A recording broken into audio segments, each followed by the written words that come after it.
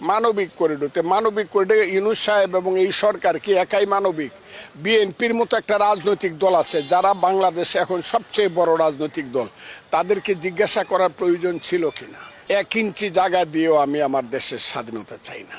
ভারতবর্ষ ভাঙ্গা ভুল হয়েছে। ভারতবর্ষ হওয়া উচিত ছিল একটা কনফেডারেল স্টেট। এখন তো আমার দেশেই চলে যাচ্ছে। আমার দেশে করিডোর দেওয়া হচ্ছে আরাকানকে যাওয়ার জন্য। আমেরিকা নাকি বলছে, তো আমেরিকা তো শেখ মুজিবুর রহমানের মতো একজন ওই যে খারাপ মানুষকে বলছিল 1971 সনের 23শে মার্চ, তখন পাকিস্তানের আমেরিকান রাষ্ট্রদূতের নাম ছিল ফারল্যান্ড। সেই ফারল্যান্ড যে 32 নম্বর আগুন দিয়া পুড়িয়ে এবং বুলডোজার চালায় দেওয়া হয়েছে, সেই 32 নম্বর আইসা ফারল্যান্ড বলছিল, মিস্টার মুজিব, তুমি শুধু একটা পারমিশন দেও যে আমাদের একটা স্টিমার তোমার বাংলার দক্ষিণ দিকে সেন্ট মার্টিন দ্বীপে লেগে থাকবে, তুমি স্বাধীনতা নেও। শেখ মুজিব সেদিন বলেছিলেন 1 ইঞ্চি জায়গা দিয়েও আমি আমার দেশের স্বাধীনতা চাই না। এখন দেখা যাচ্ছে করিডোর দেয়া দিচ্ছে, এবং সেই করিডোর দিতে গিয়ে বলছে এটা মানবতাবাদী করিডোর, মানবিক করিডোর ইউনূস সাহেব এবং এই সরকার কি একাই মানবিক? বিএনপির মতো একটা রাজনৈতিক দল আছে যারা বাংলাদেশে এখন সবচেয়ে বড় রাজনৈতিক দল, তাদেরকে জিজ্ঞাসা করার প্রয়োজন ছিল কিনা? এই দেশে অনেক ধরনের মানুষ আছে যারা মুক্তিযোদ্ধাদেরকে জিজ্ঞাসা করা উচিত ছিল কিনা, মুক্তিযোদ্ধা সংগঠনকে, যে তোমরা যে দেশটা স্বাধীন করছিলা তার 10 কিলোমিটার জায়গা আমরা বা এতটুক জায়গা আমরা মানবিক কারণে করিডোর দিচ্ছি। কাউকে জিজ্ঞাসা করছে ইউনূস সাহেব?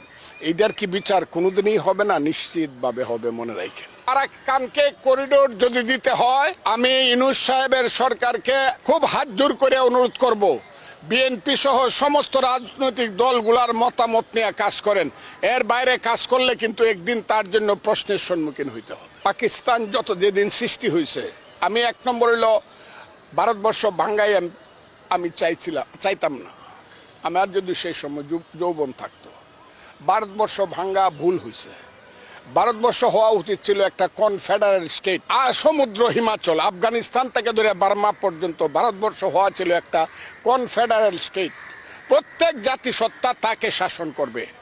পাঞ্জাবি, সিন্ধি, বেলুচ, পাঠান, বিহারি, বাঙালি, তেলেগু, যত জাতি আছে, মারাঠি, গুজরাটি, মারোয়ারি, পাঞ্জাবি, সব নিজেদেরকে শাসন করবে।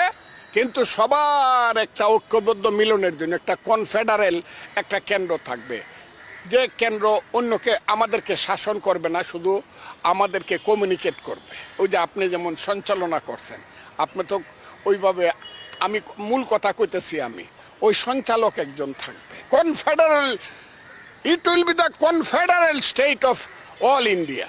আকারে পাকিস্তান, আফগানিস্তান সহ। আমি যদি হইতাম এটা চাইতাম। আপনি একটা বই পড়ে দেখেন, ভারতের শ্রেষ্ঠ একজন মৌলানা ছিল, যার চেয়ে বড় মৌলানা খুব কম ছিল ফেলুত, তার নাম হলো হযরত মুহানি। মৌলানা মুহাম্মদ আলী শওকত আলীর বন্ধু, তাদেরও সিনিয়র।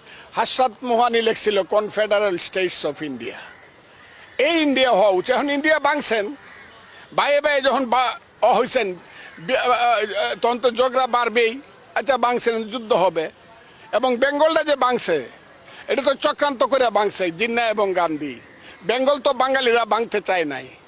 শরৎ বোস এবং তখন যে প্রধানমন্ত্রী, মুখ্যমন্ত্রী ছিল হুসেন শহীদ সোহরাওয়ার্দী, কলকাতা, তারা তো চাইছে ইউনাইটেড বেঙ্গল।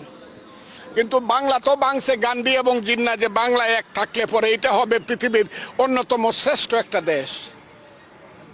কথাটা কি আপনি বুঝছেন? কাজে আমার চেতনা কি ছিল জানি না, তবে পাকিস্তান, হিন্দুস্তান বা পাকিস্তান এবং ভারত যেহেতু আলাদা হয়েছে, চেতনার স্তরে তাদের মধ্যে কম্পিটিশন আছে। দুইটাই অ্যাটমিক এনার্জিক দেশ।